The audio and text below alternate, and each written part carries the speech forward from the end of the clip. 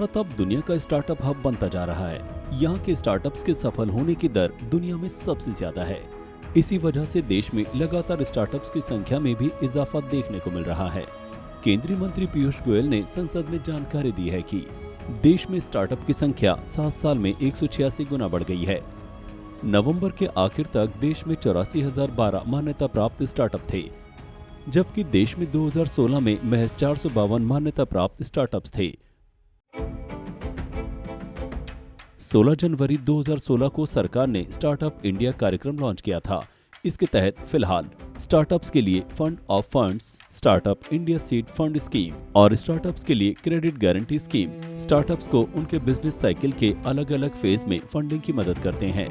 आज की युवा शक्ति नए स्वरूप से सोचती है। पीछे बनारस में जो उत्तर प्रदेश में है, काशी में भी मेरा स्टार्टअप्स के साथ जब इंटरेक्शन हुआ, उसमें भी जो उत्साह देखने को मिला, काशी के आसपास के इलाकों से वहां पे युवा युवती इकट्ठे हुए थे, तो मुझे लगता है कि हमारे देश की क्षमता बहुत छोटे शहरों तक, गांव तक पहुंच रही है। स्टार्टअप स्कीम आपने जवाब में देखा होगा मनीष जी, कितने सारे काम हुए हैं 2016 के बाद। Startup India seed fund scheme को 2021-22 में 4 साल के लिए मंजूरी दी गई है और इसे 945 करोड़ रुपए के फंड के साथ लागू किया जा रहा है।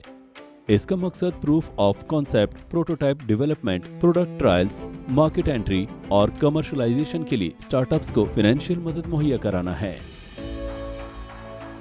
जानकारों का मानना है कि तमाम विपरीत परिस्थितियों के बावजूद भारत के स्टार्टअप ने अपने संघर्ष से असफलता को दूर रखा है।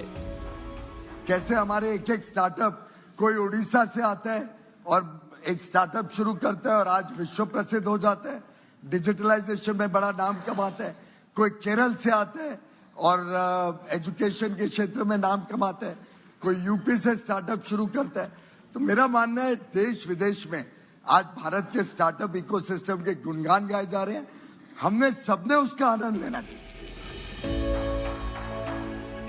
हालांकि स्टार्टअप्स के लिए ये साल ज्यादा फायदेमंद नहीं रहा है।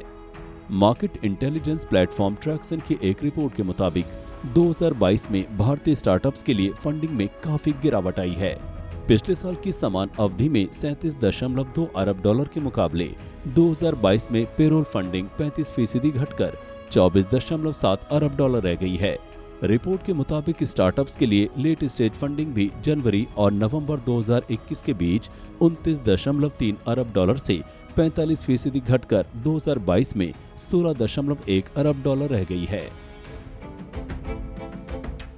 ट्रैक्सन की रिपोर्ट में कहा गया है कि इस साल जिन स्टार्टअप्स को सबसे ज्यादा फंडिंग मिली है, उनमें 965 मिलियन डॉलर के साथ बायजूस पहले नंबर पर है, 805 मिलियन डॉलर के साथ वर्से दूसरे, 700 मिलियन डॉलर के साथ स्विगी तीसरे, 496 मिलियन डॉलर के साथ टाटा पैसेंजर चौथे और 450 मिलियन डॉलर के साथ पॉलीगॉन 5वें नंबर पर है। ऐसे में उम्मीद है कि अगर अब आर्थिक हालात सुधरते हैं तो फिर इकोनॉमी की स्पीड बढ़ने का फायदा स्टार्टअप सेक्टर को भी मिलेगा। वीडियो पसंद आया तो हमें लाइक, कमेंट, शेयर और सब्सक्राइब जरूर करें।